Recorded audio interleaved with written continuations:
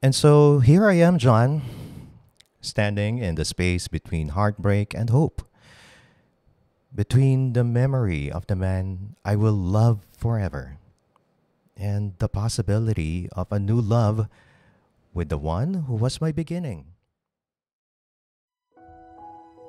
Hindi lahat ng LSS masaya. Minsan, ito yung mga kwentong paulit-ulit na bumabalik sa ating isipan. Yung hindi mo pa rin kayang bitawan o kalimutan. May bagay ka bang hindi mo masabi? Isulat mo na yan. Basahin natin. This is Liham Santi Sessions. With me, John Santos.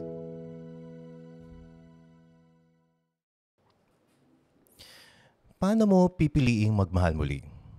Kung minsan, pakiramdam mo, hindi mo pa natatapos mahalin yung nawala. Grief doesn't always come with closure. Sometimes, you don't just lose a partner, you lose your anchor, your peace, your home. And when love unexpectedly knocks again, ang tanong, is it betrayal or is it healing? Hello. Before we begin, take a moment to breathe with me.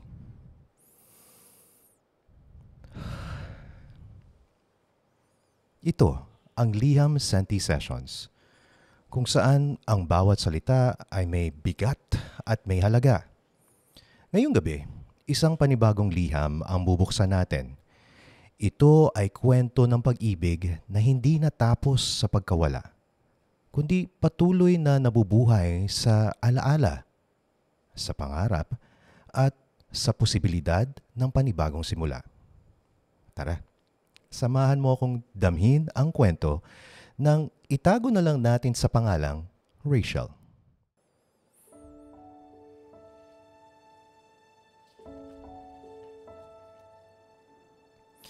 Dear John, it's never easy for me to express everything I truly feel.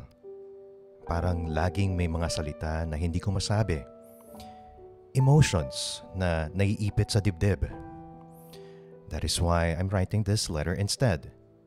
Because on paper, I can truly and finally let my heart speak. It's been more than a year since Jack left.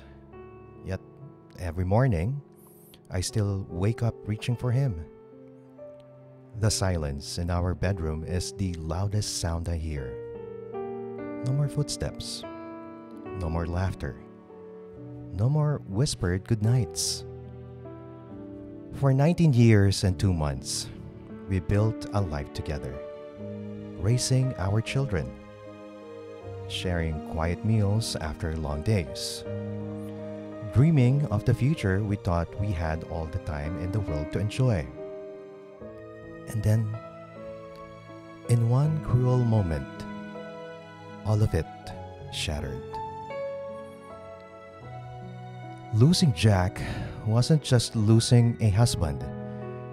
It was losing my anchor, my safe place, my best friend. He was the steady hand that held me when the world was too heavy. The voice that reminded me I was never truly alone. He was home. And when he was gone, I felt like half of me was buried with him. Some nights, John, I cried silently so the kids wouldn't hear. Other nights, I prayed harder than I ever had before, asking God to let me dream of Jack, just to feel him close again, kahit isang saglit lang. For so long, I convinced myself that my heart's story had ended with him, that Jack was my one great love. And to honor him, I would hold on to his memory and nothing else. I wore my grief like a second skin. And I thought that was what loyalty looked like. But life has a way of surprising us, even when we resist. Just last July, 2 months after Jack's first death anniversary, I crossed paths with Marlon, my first love from so long. 20 years of silence, of severed lives. And suddenly, through his mom, our worlds collide again. It felt strange, almost unreal. Like life has pressed rewind on a chapter I thought was long closed. Since then, I've been torn. People will whisper, I know, like, why so soon? Why him? Ano kayang sasabihin ng iba? And sometimes, those same voices echo inside me. Because Jack was perfect for me. He was the love I prayed for. The love I was blessed with. And the love that broke me when he left. How can I even think of opening my heart again when half of it still aches for him? But in the quiet moments, when I see my children smiling, when I remember the way Jack always wanted me to be strong, there's a whisper I can't ignore. Maybe love is finding me again. Maybe Jack, from heaven, would want me not just to exist, but to live. My children even told me, Mom, we just want you to be happy. And I realized maybe honoring Jack doesn't mean staying frozen in grief. Maybe it means carrying his love forward by choosing to love again.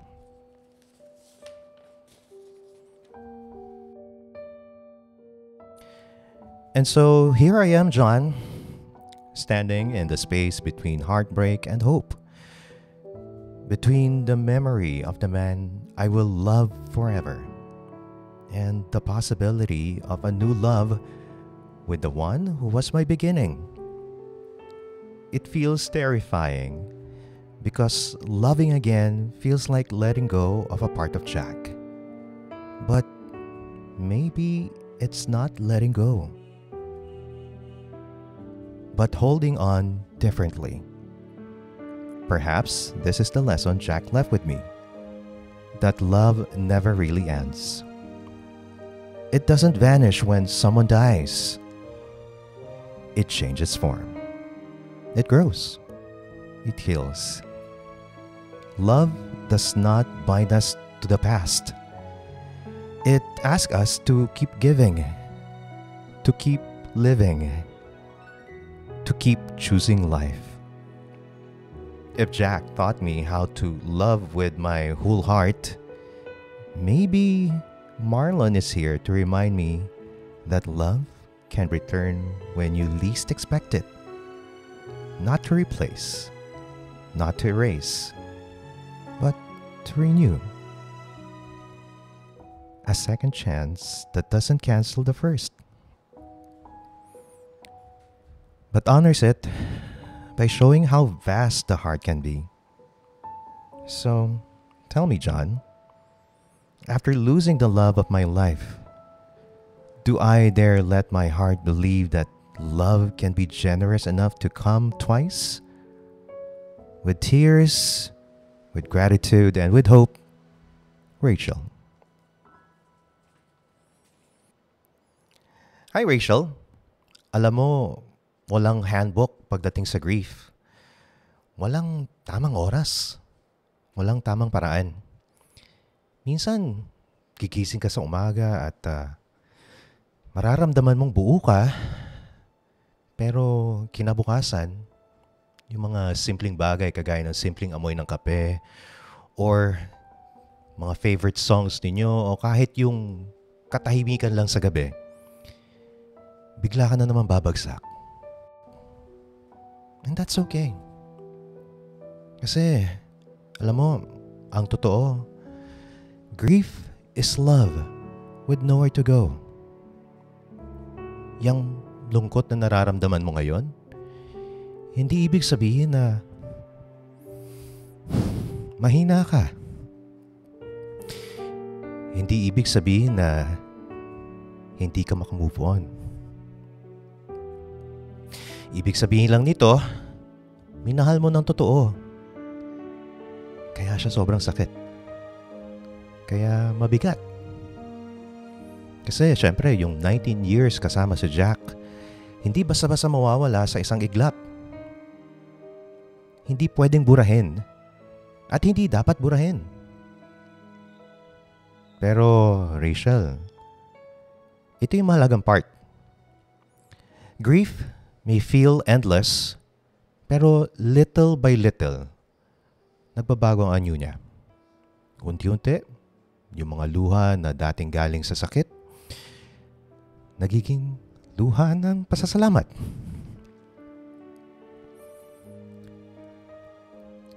Tears that whisper, "Salamat Lord, nakilala ko siya." And salamat, minahal niya rin ako. Salamat, kahit saglit, naramdaman at natikman ko ang ganitong klaseng pag-ibig. Rachel, you know, darating ang araw na habang dala mo pa rin yung alaala,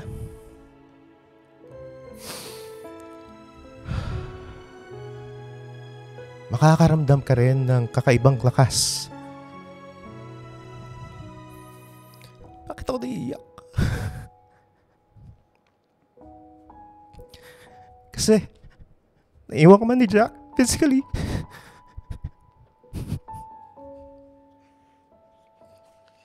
Bakit ako naiiyak?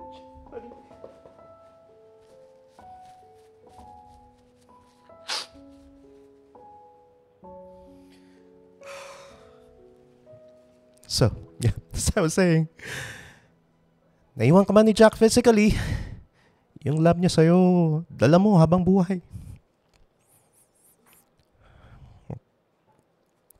He shaped you, made you stronger. He gave you a love so deep na hindi natatapos kahit wala na siya dito.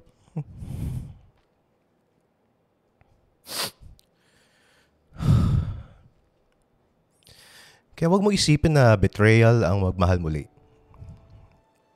So you know what? Love is not about replacing. Love is about expanding.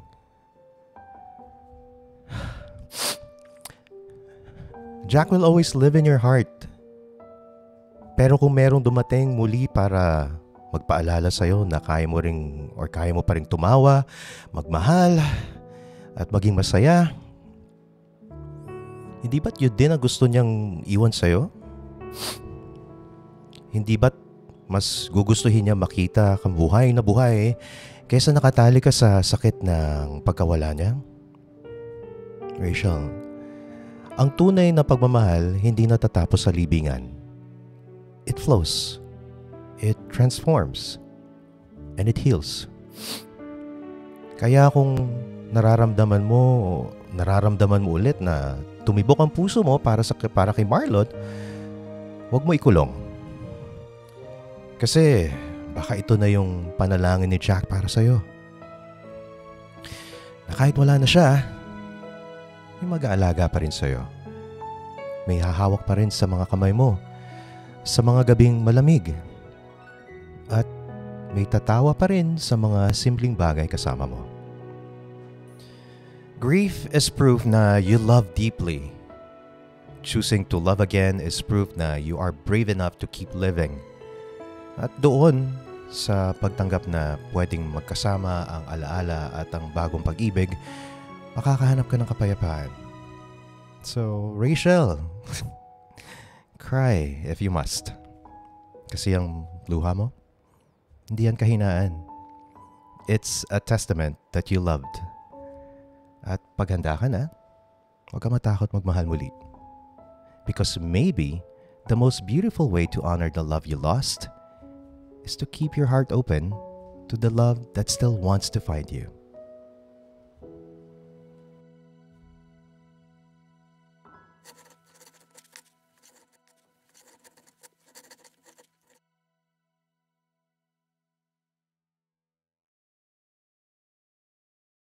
Maraming salamat sa pakikinig. May kwento ka rin ba na hanggang ngayon ay hindi mo pa rin mabitawan? Sulat mo na yan at isend sa link na nasa description ng episode na to. Malay mo, yan ang susunod nating babasahin. Dahil lahat ng liham na may puso ay welcome dito. Gusto mo rin ba ng kasama sa healing journey mo? Be part of our LSS community. Follow Liham Senti Sessions on Facebook, Instagram, YouTube, and Spotify para lagi kang updated sa mga bagong episodes. Muli, ako si John Santos at ito ang safe space mo. Liham Senti Sessions.